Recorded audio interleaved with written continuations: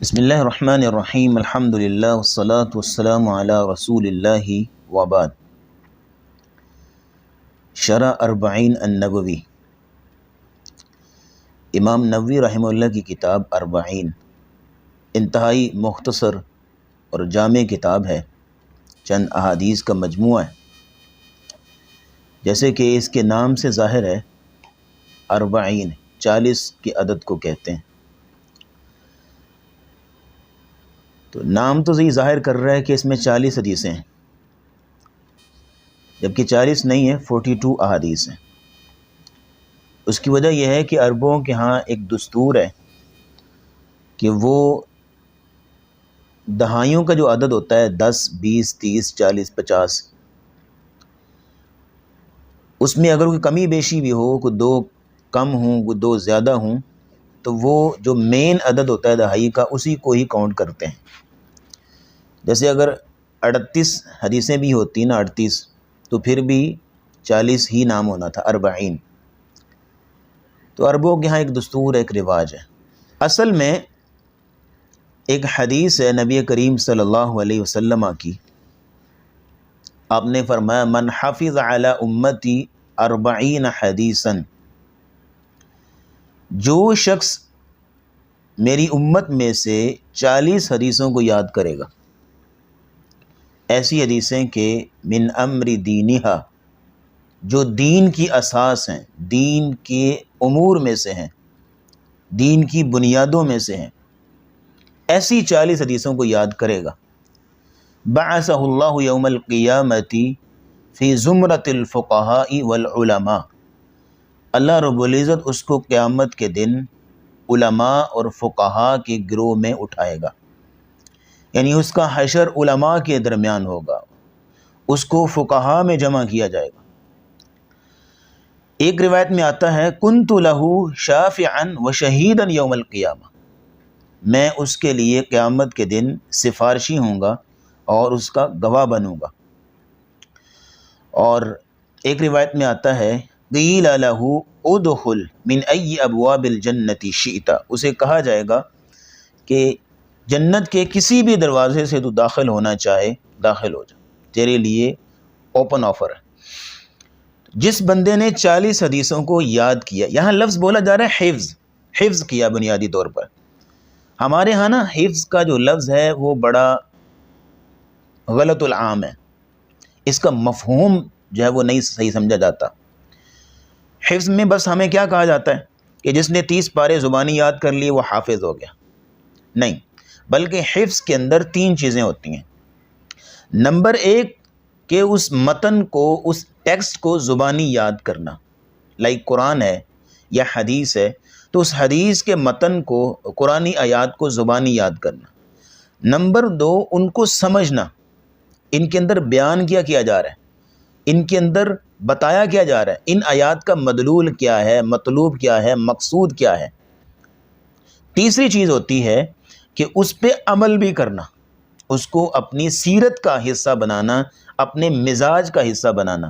یہ 3 چیزیں جب ملتی ہیں تو پھر من حافظہ کا لفظ پورا ہوتا ہے کہ اس نے یہ حفظ کیا یہ چیز کو۔ صرف زبانی رٹ لینا منتر کی طرح یہ حفظ نہیں ہوتا۔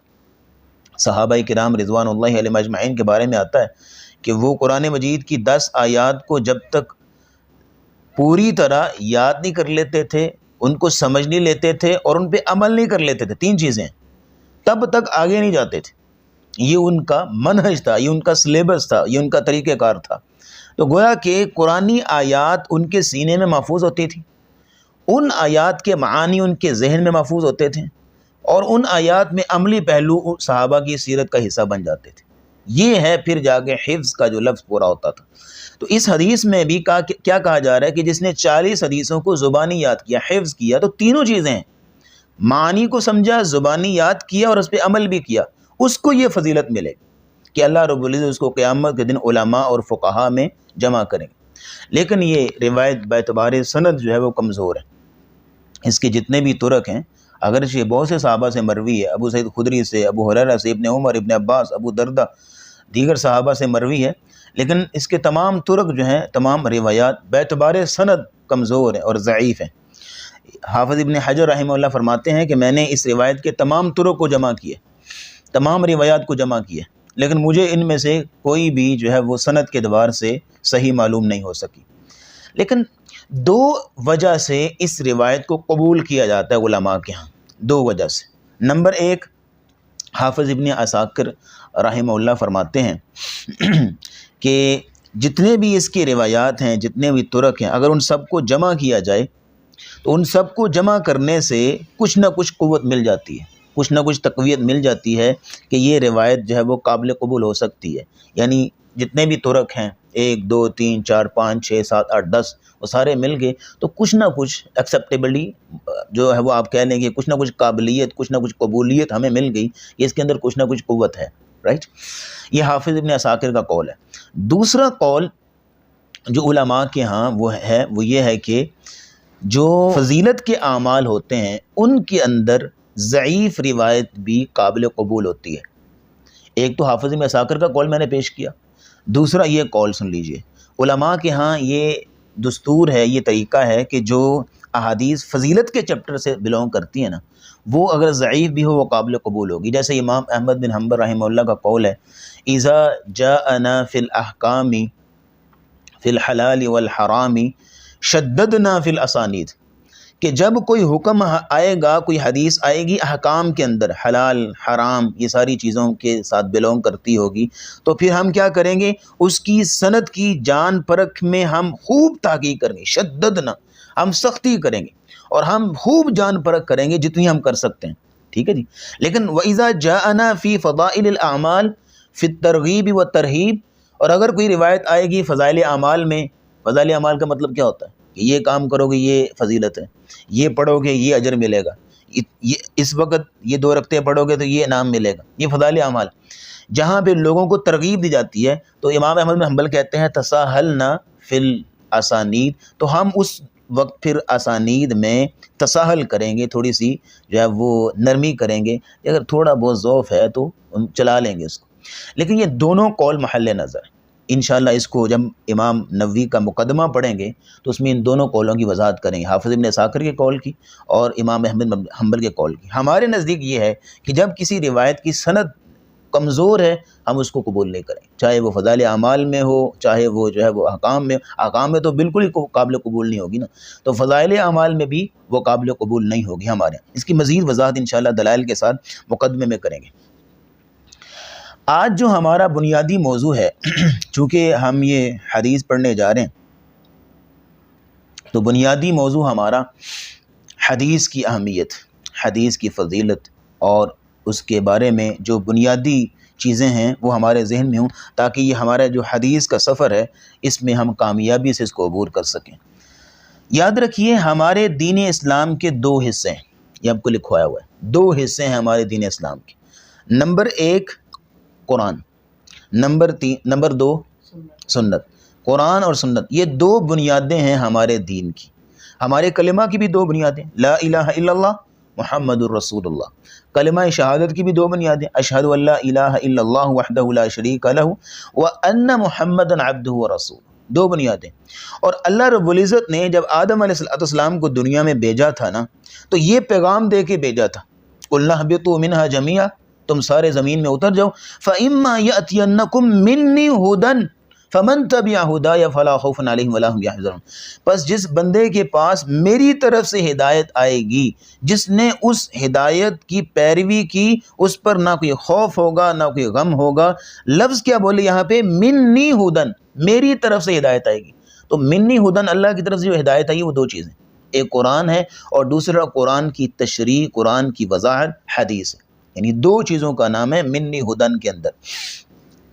پھر اگلی بات یہ نوٹ کیجئے گا کہ نبی کریم صلی اللہ علیہ وسلم نے بھی اسی بات کا حکم دیا، فَمَا تَرَكْتُ فِيكُمْ أَمْرَيْنِ لَن تَضِلُّوا مَا تَمَسَّكْتُمْ بِهِمَا كِتَابَ اللَّهِ وَسُنَّةَ رَسُولِهِ، میں تمہارے درمیان 2 چیزیں چھوڑ کے جا رہا ہوں، ایک اللہ کی کتاب ہے اور دوسرا میری سنت، 2 چیزیں۔ تو بہرحال ہمارے دین کی 2 بنیادیں، ایک قرآن اور ایک سنت، لیکن یہ ہے کہ قرآن اور سنت میں یا قرآن اور حدیث میں بنیادی فرق ہے دونوں وحی ہے، دونوں اللہ کی طرف سے ہیں، لیکن دونوں میں بنیادی فرق ہے۔ پہلا فرق کیا ہے کہ قرآن وحی جلی ہے، روشن قرآن وحی جلی ہے، نمایاں، اور حدیث وحی خفی ہے، مخفی، سیکرٹ. یعنی وحی جلی جبریل آئے وحی کر کے گئے، کلمات بھی ہیں، سب کچھ ہے، لیکن وحی خفی دل میں القاء کیا جاتا ہے، دل میں مفہوم سمجھایا جاتا ہے. تو قرآن وحی جلی اور حدیث وحی خفی. دوسرا فرق یہ ہے کہ قرآن وحی مطلوب ہے، جس کی تلاوت کی جاتی ہے، جس کے ایک ایک حرف پڑھنے سے آپ کو نیکیاں ملتے ہیں. اور وحی حدیث کیا ہے؟ وحی غیر مطلوب، جس کی تلاوت نہیں ہوتی، ہاں قرات ہوتی ہے، پڑھی جاتی ہے، لیکن اس اعتبار سے ترنم کے ساتھ، تجوید کے ساتھ، لے کے ساتھ، اور پورے جو ہے وہ اہتمام کے ساتھ جس طرح قرآن کی تلاوت ہوتی ہے اس طرح حدیث کے نہیں ہوتی.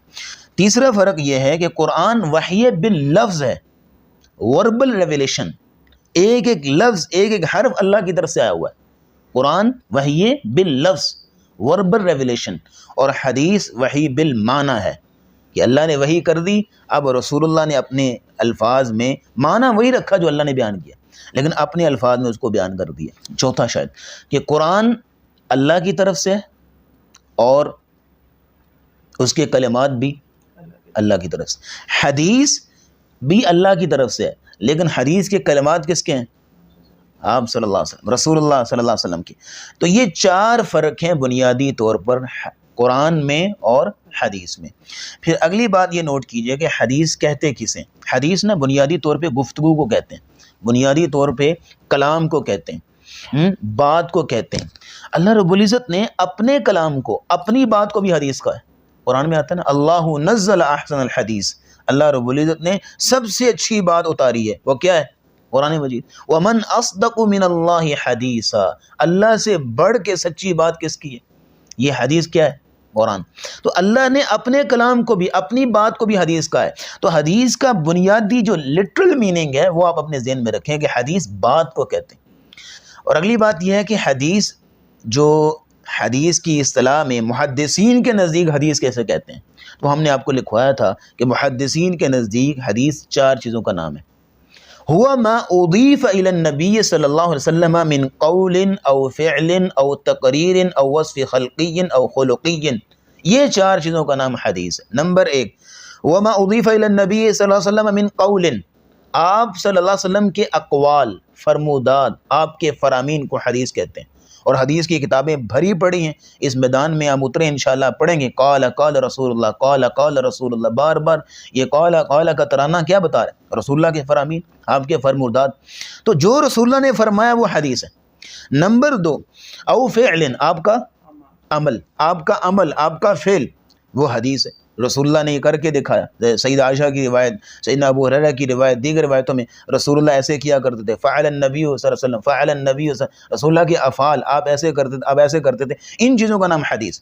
تیسری چیز ہے حدیث میں تقریر. ہاں، رسول اللہ کی تقریر. اور ہم نے بتایا تھا کہ یہ تقریر اردو زبان کا لفظ نہیں، جیسے خطاب کیا جاتا ہے، تقریر کی جاتی ہے، آواز کی جاتی ہے. تقریر عربی زبان کا لفظ. رسول اللہ کی تقریر بھی حدیث ہے. تقریر سے مراد آپ کی کسی عمل کو دیکھ کے خاموشی اختیار کرنا. آپ کے سامنے کسی عمل کو کیا گیا، آپ نے اس میں خاموشی اختیار کی، تو آپ کی خاموشی اس عمل کے جواز کی دلیل بن گئی، یہ عمل جائز ہے. جیسے کہ ایک صحابی کی روایت ہم نے آپ کو بتائی تھی کہ انہوں نے فجر کی نماز پڑھی اور سلام پھیرا، تو اس کے بعد جو ہے وہ کھڑے ہو کے نماز پڑھنے لگے. تو نبی اسلام نے فرمایا اصلاتان معاً، کیا دو نمازیں اکٹھی پڑھنے لگے؟ نہیں یا رسول اللہ، میری فجر کی دو سنتیں رہ گئی تھی، اب میں پڑھنے لگا. تو آپ نے خاموشی اختیار کی، تو آپ کی خاموشی اس عمل کے جواز کی دلیل بن گئی. اس کو کہتے ہیں تقریر حدیث. اور اس پہ بھی پوری ایک جو ہے فہرست ہے کہ رسول اللہ کی تقاریر، یعنی تقاریر حدیث کون کون سی ہیں، یہ پوری کتابیں ہیں اس کے اوپر. چوتھی اور آخری قسم ہے حدیث کی، او وصف خلقی او خلقی، رسول اللہ کے تخلیقی صفات. آپ کا حلیہ مبارک کیسا تھا، آپ کے بال کیسے تھے، آپ کی آنکھیں کیسی تھی، داڑھی کیسی تھی، یعنی آپ کے حلیے کے بارے میں. وصف خلقی، یعنی جیسے کہ شمائل ترمذی یہ کتاب ہے، امام ترمذی رحمہ اللہ نے شمائل لکھا، اس میں سارے رسول اللہ کے حلیے اور ساری چیزیں اس کو ذکر کیا گیا. تو وہ آپ علیہ الصلوۃ والسلام کی جو تخلیقی صفات ہیں ان کے اوپر ہے اور حدیث ہے. اور وصف خلقی، آپ کے جو اخلاقی، آپ کا اخلاق کیسا تھا، جو سیدنا انس کی مشہور روایت ہے، آپ کا اخلاق بڑا اعلیٰ تھا، اور دیگر جو خلق عظیم پہ روایات آتی ہیں. تو چار چیزوں کا نام حدیث ہے. آپ کے اقوال، فرمودات، آپ کے افعال، آپ کے اعمال جو ہیں، نمبر 3 آپ کی تقاریر، اور نمبر 4 آپ کے جو اخلاقی اور تخلیقی صفات کے متعلق روایات آتی ہیں، ان 4 چیزوں کا نام حدیث ہے۔ پھر اگلی بات یہ نوٹ کیجئے گا کہ حدیث کی اہمیت اور فضیلت کیا ہے۔ یہ بنیادی سبق ہے، حدیث کی اہمیت اور فضیلت۔ جب تک اسٹوڈنٹ کے دل میں حدیث کی امپورٹنس نہیں ہوگی، وہ کسی صورت بھی، میرا نہیں خیال کہ وہ کنسسٹنسی کے ساتھ، مستقل مزاجی کے ساتھ اس سفر میں چلے گا۔ تو حدیث کی اہمیت کو جاننا بڑا ضروری ہے۔ نمبر 1 نوٹ کیجئے، حدیث اللہ کی بہت بڑی نعمت جو اللہ نے ہمیں دی ہے۔ جس بندے کے پاس حدیث نہیں ہے وہ اللہ کی اس بہت بڑی نعمت سے محروم ہے۔ قرآن مجید میں اللہ فرماتے ہیں وَاذْكُرُوا نِعْمَةَ اللَّهِ عَلَيْكُمْ، لوگو اللہ کی اس نعمت کو یاد کرو جو تم پر کی ہے۔ کون سی نعمت؟ وَمَا أَنزَلَ عَلَيْكُمُ الْكِتَابَ وَالْحِكْمَةَ، اور جو اللہ رب العزت نے تم پر کتاب اور حکمت نازل کی ہے۔ کتاب سے مراد کیا ہے؟ والحکمہ، اور حکمت سے مراد یس وَاذْكُرُوا نِعْمَةَ اللَّهِ، اللہ کی نعمت کو یاد کرو۔ کتاب سے مراد قرآن، حکمت سے مراد حدیث اور سنت۔ دوسری بات یہ نوٹ کریں کہ حدیث اللہ کا بہت بڑا فضل ہے۔ ایک تو نعمت ہے، دوسرا فضل ہے۔ سورہ نساء میں آتا ہے وَأَنزَلَ اللَّهُ عَلَيْكَ الْكِتَابَ وَالْحِكْمَةَ وَعَلَّمَكَ مَا لَمْ تَكُنْ تَعْلَمْ۔ آیت کی اینڈنگ کیسے ہو رہی ہے؟ وَكَانَ فَضْلُ اللَّهِ عَلَيْكَ عَظِيمًا، اے نبی ہم نے آپ پر کتاب اتاری اور حکمت اتاری۔ کتاب قرآن، حکمت حدیث سنت، یہ 2 چیزیں آپ پہ ہم نے اتاری۔ وَعَلَّمَكَ مَا لَمْ تَكُنْ تَعْلَمْ، اور ان 2 چیزوں کے ذریعے سے ہم نے آپ کو وہ علم دیا کہ جو آپ پہلے سے نہیں جانتے تھے، وہ کچھ سکھایا جو آپ پہلے سے نہیں جانتے تھے۔ تو آپ پر یہ اللہ کا علم آنا، آپ پر قرآن اور حدیث کا نازل ہونا، وَكَانَ فَضْلُ اللَّهِ عَلَيْكَ عَظِيمًا، یہ آپ پر اللہ کا بہت بڑا فضل ہے۔ ٹھیک ہو گیا۔ تیسری بات یہ نوٹ کریں کہ جو حدیث کی فضیلت میں سب سے امپورٹنٹ بات وہ یہ ہے کہ حدیث رسول اللہ کے اقوال ہیں، رسول اللہ کی باتیں ہیں، کسی عام آدمی کی بات نہیں ہے۔ یہ حدیث کی اہمیت کے لیے اتنا ہی کافی ہے۔ دنیا بھر کے ڈاکٹرز، فلاسفرز اور سائیکولوجسٹ جو بھی ہیں، دانشور ہیں، جتنے بھی جو ہے وہ آپ کہہ لیں کہ ان کے اقوال چلتے ہیں، سارے جمع ہو جائیں، رسول اللہ صلی اللہ علیہ وسلم کی بات کا مقابلہ نہیں کر سکتے۔ ساری دنیا کی زبانیں اکٹھی ہو جائیں، جو تاثیر، جو مٹھاس، جو حلاوت، جو کلمات کی جو ہے وہ آپ کہہ لیں کہ تاثیر اللہ نے رسول اللہ کی زبان میں رکھی ہے، وہ دنیا جہان کی زبانیں اکٹھی ہو کے بھی اتنی تاثیر پیدا نہیں کر سکتی۔ اور دنیا جہان کی عقل مندیاں اور دانش مندیاں اور حکمت اور دنائیاں جہاں ختم ہوتی ہیں، وہاں پہ رسول اللہ کی حکمت و دنائی کا آغاز ہوتا ہے۔ اور رسول اکرم صلی اللہ علیہ وسلم نے فرمایا تھا اعطیت جوامع الکلم، مجھے جوامع الکلم دیا گیا ہے۔ یہ ٹرم یاد رکھیے گا۔ جوامع الکلم کسے کہتے ہیں کہ رسول اللہ لفظ تھوڑا سا بولتے ہیں اور معنی بہت سارے ہوتے ہیں۔ ایک حدیث پہ درجنوں کتابیں لکھ دی علماء نے تشریح کرتے ہوئے، حالانکہ لفظ رسول اللہ نے 2 بولے، الصلاۃ نور والصدقۃ برہان۔ ایک لفظ المؤمن مرآۃ المؤمن، المؤمن مرآۃ المؤمن، مومن کا آئینہ ہے، چھوٹی سی حدیث ہے، لیکن اس کی شرح پڑھیں تو اللہ اکبر، اتنی جو ہے وہ درجنوں کتابیں لکھ دی علماء نے۔ تو یہ جوامع الکلم ہے۔ جیسے ایک شاعر کا قول، اس نے کہا کہ سرور عالم سکوت عالم حاجت باج نہ بولے، تھوڑے لفظ تے مانے بوتے دانش مندہ تولے۔ الفاظ بالکل تھوڑے سے، لیکن معانی اور مفاہیم کا ایک سمندر ہوتا تھا۔ یہ رسول اللہ کے اقوال، حدیث کی اہمیت ہے۔ تیسری بات یہ نوٹ کیجئے کہ حدیث کی فضیلت میں کہ حدیث قرآن کی وضاحت ہے، حدیث قرآن کی وضاحت ہے، اس کی تفصیل ہے۔ اللہ رب العزت نے قرآن کو بیان کرنا، قرآن کی وضاحت کرنا، یہ اپنے ذمہ رکھا ہے۔ جیسے سورہ قیامہ میں آتا ہے ان علینا جمعہ و قرآن، قرآن کو جمع کرنا اور اس کی تعلیم دلانا ہماری ذمہ داری ہے۔ ثم ان علینا بیانہ، پھر اس کو بیان کرنا بھی ہماری ذمہ داری ہے۔ تو بیان القرآن کیا ہے؟ حدیث۔ ثم ان علینا بیانہ، اس کا بیان بھی ہمارے ذمے ہے۔ تو بیان القرآن کیا ہے؟ حدیث ہے۔ تو جب تک حدیث نہیں آئے گی آپ کو قرآن کی صحیح طور پہ سمجھ نہیں آئے گی۔ اس لیے رسول اکرم صلی اللہ علیہ وسلم کو جو بھیجا گیا وَأَنزَلْنَا عَلَيْكَ الْكِتَابَ لِتُبَيِّنَ لِلنَّاسِ مَا نُزِّلَ إِلَيْهِمْ، یا رسول اللہ ہم نے آپ پر یہ کتاب اتاری ہے اس لیے کہ لِتُبَيِّنَ لِلنَّاسِ، تاکہ آپ لوگوں کے لیے اس کو بیان کریں۔ تو آپ کا بیان کرنا، قرآن کی وضاحت کرنا کیا بن جاتا ہے؟ حدیث بن جاتی، سنت بن جاتی ہے۔ اور رسول اکرم نے کیسے بیان کیا؟ یتلو علیہم آیاتی، آپ تلاوت کر کے سکھاتے، اور وَيُزَكِّيهِمْ آپ تزکیہ کرتے، وَيُعَلِّمُهُمُ الْكِتَابَ وَالْحِكْمَةَ آپ کتاب اور حکمت کی تعلیم دیتے۔ یہ آپ کا اسلوب اور طریقہ کار ہوتا تھا۔ تو یہ چوتھی فضیلت ہے، جب تک آپ حدیث کو نہیں لیں گے تب تک آپ قرآن کو صحیح طور پہ نہیں سمجھ سکتے۔ جیسے قرآن میں آتا ہے اقیموا الصلاۃ، نماز قائم کرو، تو جتنے بھی دانشور اکٹھے ہو جائیں اقیموا الصلاۃ کا جب تک حدیث کو نہیں لے کے آئیں گے معنی سمجھ میں نہیں آئے گا۔ کتنی نمازیں پڑھنی ہیں، رکعات کتنی ہیں، تعداد کتنی ہے، احکام کیا ہیں، آداب کیا ہیں، شرائط کیا ہیں، یہ کون بتائے گا؟ حدیث بتائے گی۔ اسی طرح وآتوا الزکوٰۃ، زکوٰۃ دو۔ اب زکوٰۃ کے سارے جو متعلقات ہیں، احکام ہیں، مسائل ہیں، جب تک آپ حدیث کو نہیں لیں گے آپ کو زکوٰۃ کے چیپٹر کی سمجھ نہیں آئے گی۔ تو اس لیے بیان کیا کیا گیا کہ جب تک آپ حدیث کی اہمیت کو، حدیث کی فضیلت کو نہیں سمجھیں گے آپ تب تک جو ہے وہ قرآن کو بھی نہیں سمجھ پائیں گے۔ تو یہ چوتھی فضیلت ہے۔ پانچویں چیز یہ نوٹ کیجئے گا کہ حدیث چیف جسٹس ہے۔ حدیث کیا ہے؟ چیف جسٹس، کہ جب حدیث آ جائے پھر دوسری تیسری بات نہیں ہو سکتی۔ جیسے کہ قرآن مجید میں اللہ فرماتے ہیں وَمَا كَانَ لِمُؤْمِنٍ وَلَا مُؤْمِنَةٍ إِذَا قَضَى اللَّهُ وَرَسُولُهُ أَمْرًا أَن يَكُونَ لَهُمُ الْخِيَرَةُ مِنْ أَمْرِهِمْ، جب اللہ کا اور اس کے رسول کا فیصلہ آ جائے تو کسی مومن کی یہ مجال نہیں ہے کہ اس کے دل میں کوئی اور آپشن ہو۔ بات سمجھائی؟ اس کے دل میں کوئی اور آپشن ہو، اس کے لیے کیا ہے کہ وہ کس کو فالو کرے؟ اللہ اور اس کے رسول کے حکم کو۔ اگر اس کے دل میں کوئی اور آپشن ہے اور اس کو فالو کرنا چاہتا ہے اللہ اور اس کے رسول کے حکم کو پیچھے کر کے، جس کا مطلب ہے اس کا ایمان کامل نہیں ہے۔ تو اس لیے حدیث کیا ہے؟ چیف جسٹس ہے۔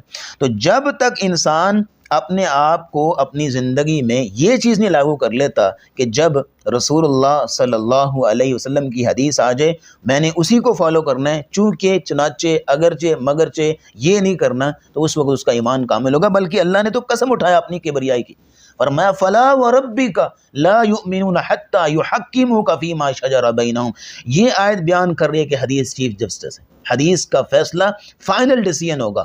اے نبی تیرے رب کی قسم، تیرے رب کی کبریائی کی قسم، لا یؤمنون حتی یحکموک فیما شجر بینہم، یہ لوگ اس وقت تک کامل ایمان والے نہیں ہو سکتے جب تک آپ کو فیصل نہ مان لیں، آپ کے فیصلے کو فائنل ڈیسیژن نہ مان لیں، تب تک یہ لوگ کامل مومن نہیں ہو سکتے۔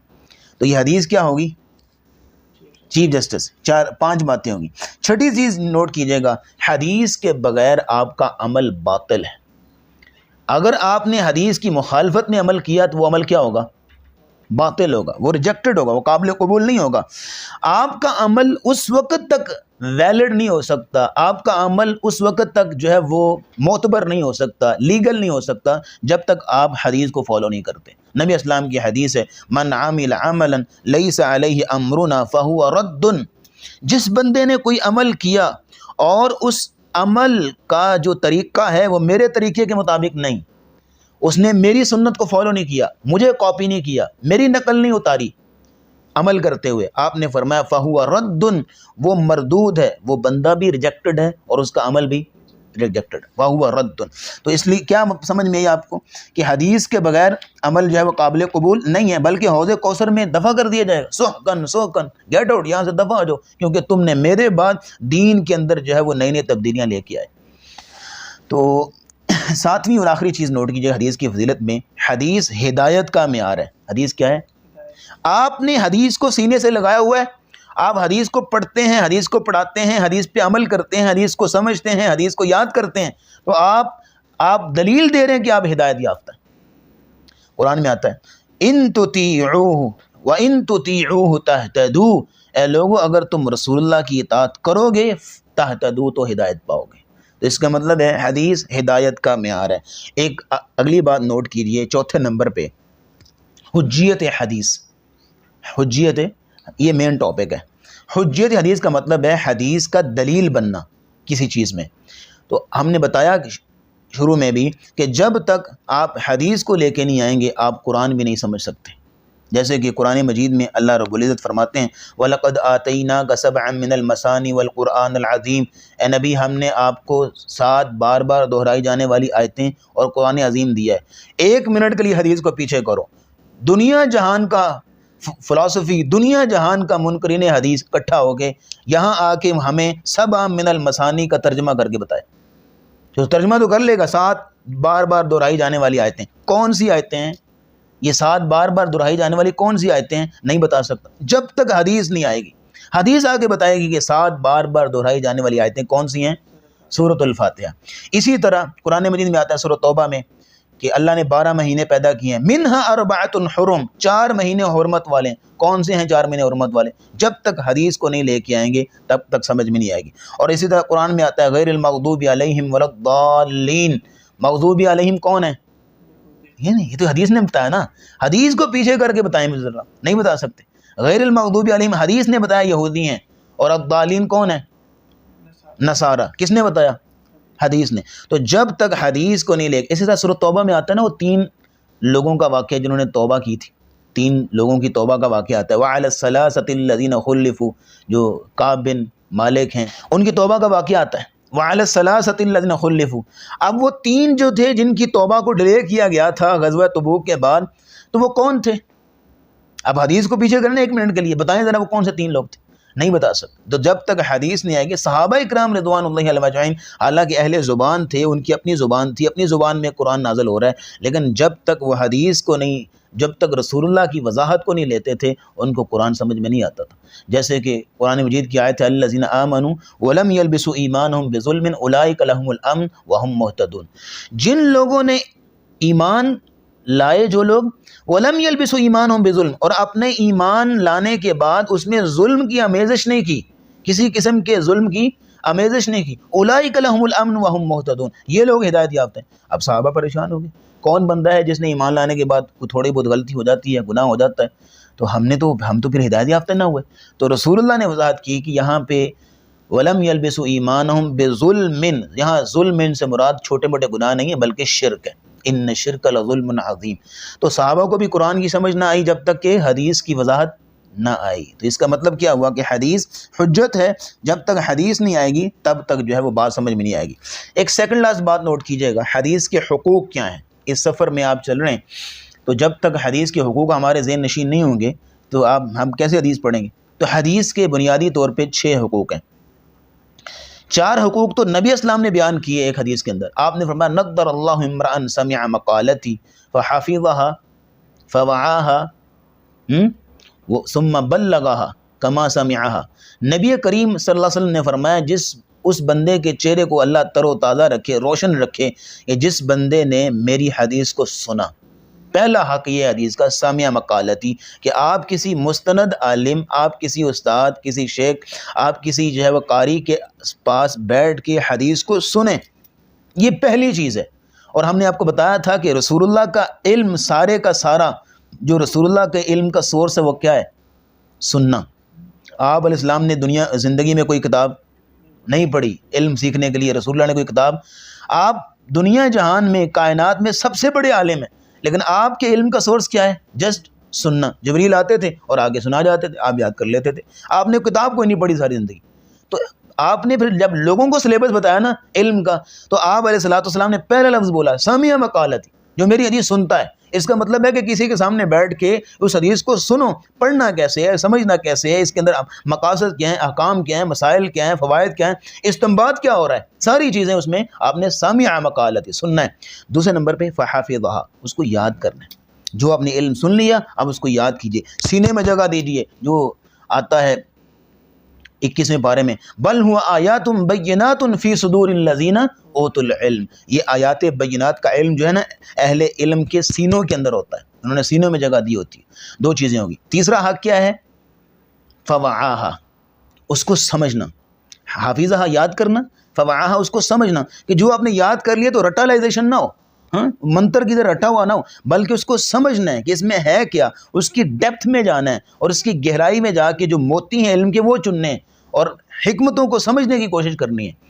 اور چوتھا حق کیا ہے؟ ثم بلغھا کما سمعھا، کہ جو آپ نے خود اب پڑھ لیا ہے، سیکھ لیا ہے، سمجھ لیا ہے، اب اس کو آگے پہنچائیں، دوسروں تک پہنچائیں۔ یہ 4 حقوق ہو گئے ایک حدیث کے اندر۔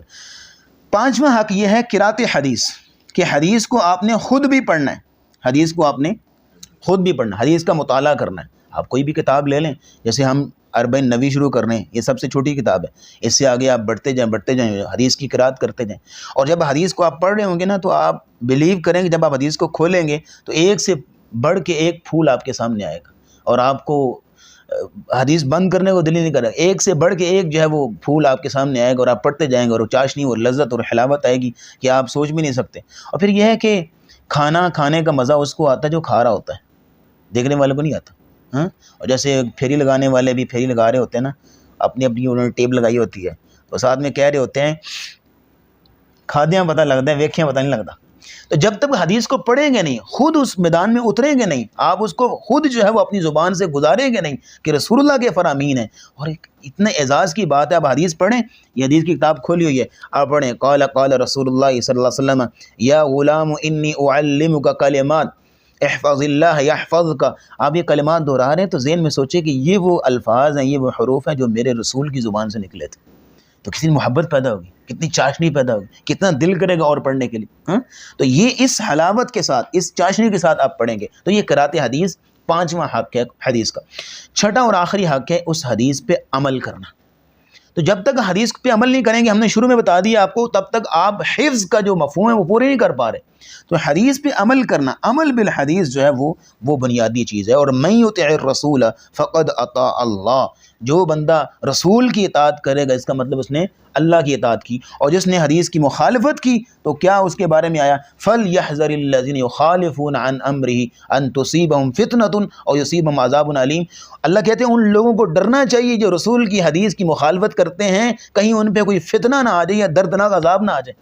اور قیامت کے دن یہ حدیث پر عمل نہ کرنے والا اپنی انگلیاں چبائے گا۔ وَيَوْمَ يَعَضُّ الظَّالِمُ عَلَىٰ يَدَيْهِ يَقُولُ يَا لَيْتَنِي اتَّخَذْتُ مَعَ الرَّسُولِ سَبِيلًا، ہائے کاش کہ میں رسول کی بات مان لیتا، ہائے کاش میں حدیث پہ عمل کر لیتا۔ اور یوم تقلب وجوہہم فی النار یقولون یا لیتنا اطعنا اللہ واطعنا الرسول، جب جہنم کے اندر ان کو الٹا پلٹا کیا جائے گا، ان کو اوندا منہ پھینکا جائے گا، تب یہ کہیں گے کاش ہم اللہ کی بات مان لیتے اور رسول کی حدیث مان لیتے۔ پھر یہ ہے کہ آخری چیز یہ نوٹ کیجئے گا کہ ہمارے ملک میں جو فتنے ہیں، یہ آپ حدیث کے طالب علم ہیں تو آپ کو اس چیز کا پتہ ہونا لازمی ہے۔ ہمارے ملک میں جو فتنے ہیں ان میں سے جو سب سے بڑے اور بنیادی فتنے وہ دو ہیں، یہ دونوں فتنوں کا تعلق رسول اللہ کی ذات کے ساتھ۔ ایک ہے جھوٹے مدعین نبوت جو نبوت کا جھوٹا دعویٰ کرتے ہیں، اور دوسرے ہیں منکرین حدیث جو حدیث کا انکار کرتے ہیں۔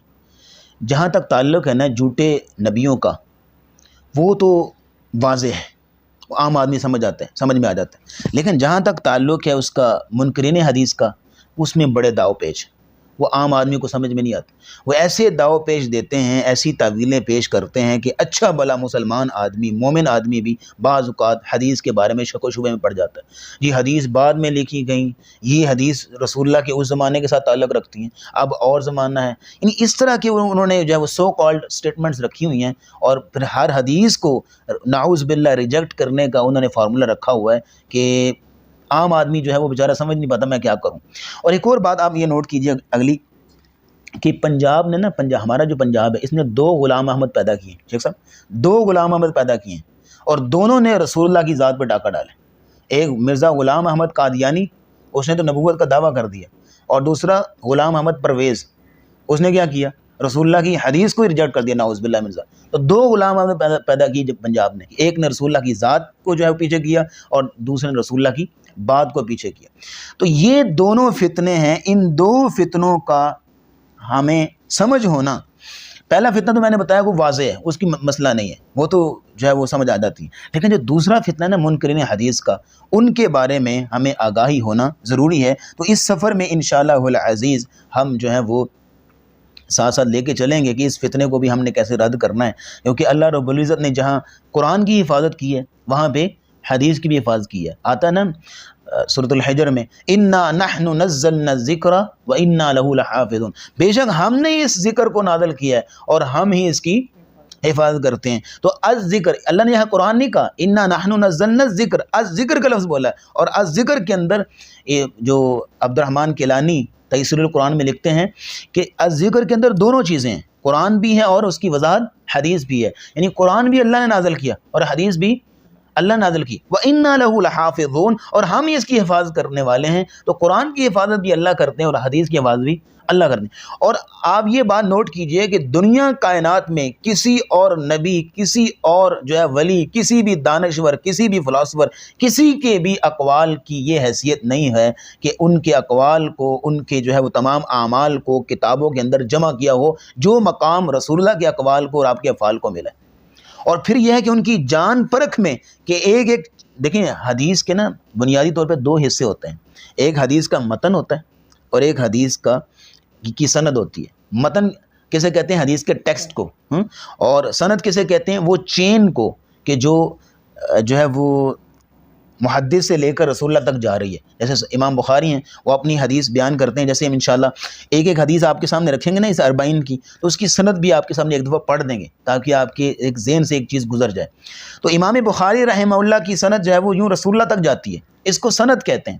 تو پھر اس کی سند کو پرکھنے کے لیے 5 لاکھ لوگوں کے حالات زندگی کو جمع کیا گیا، 5 لاکھ۔ اب دیکھیں نا کہ ایک سند کے اندر ایک راوی آ رہا ہے، اس کا استاد کون ہے، کہاں سے پڑھا ہوا ہے، اس کا شاگرد کون ہے، اس کا منہج کیسا ہے، یہ بندہ کیسا ہے، سچا ہے جھوٹا ہے کیسا، ایک ایک بندے کو پرکھا گیا اور 5 لاکھ بندوں کے حالات کو لکھا گیا۔ اور اس علم کو کہتے ہیں اسماء و رجال۔ کیا کہتے ہیں؟ اسماء و رجال۔ اس کو آپ نے ذہن میں رکھنا، اسماء و رجال کا علم، کہ حدیث کی جو سندیں ہیں نا ان کو پرکھنے کے لیے یہ اب راوی آ گیا ہے، تو اب یہ راوی کیسا ہے۔ اگر ایک راوی بھی ایسا آ گیا جو مشکوک ہے یا ضعیف ہے یا کمزور ہے یا جھوٹا ہے، یا یہ ہے کہ وہ بدعتی ہے، یا یہ ہے کہ اس کو حافظے کا کوئی مسئلہ ہے، حافظہ کمزور ہے، تو اس حدیث کو ایکسیپٹ نہیں کیا جاتا۔ تو اس اعتبار سے جس طرح اللہ رب العزت نے قرآن کو محفوظ کیا، اس طرح حدیث کو بھی محفوظ کیا۔ تو آج یہاں تک ہی بیان کرتے ہیں انشاءاللہ۔ تو بنیادی طور پہ آج ہمارا سبق تھا کہ حدیث کی اہمیت کیا ہے، فضیلت کیا ہے، حدیث کے حقوق کیا ہیں، اور پھر یہ ہے کہ حدیث کے میدان میں جن لوگوں نے ڈنڈیاں ماری ہیں، منکرین حدیث، ان کا جو ہے وہ کیسے ہم پوسٹ مارٹم کر سکتے ہیں، وہ انشاءاللہ اس سفر میں چلے گا۔ تو اگلے سبق میں انشاءاللہ جو امام نووی رحمہ اللہ کا مقدمہ ہے اس کو پڑھیں گے انشاءاللہ۔ وآخر دعوانا الحمدللہ رب العالمین۔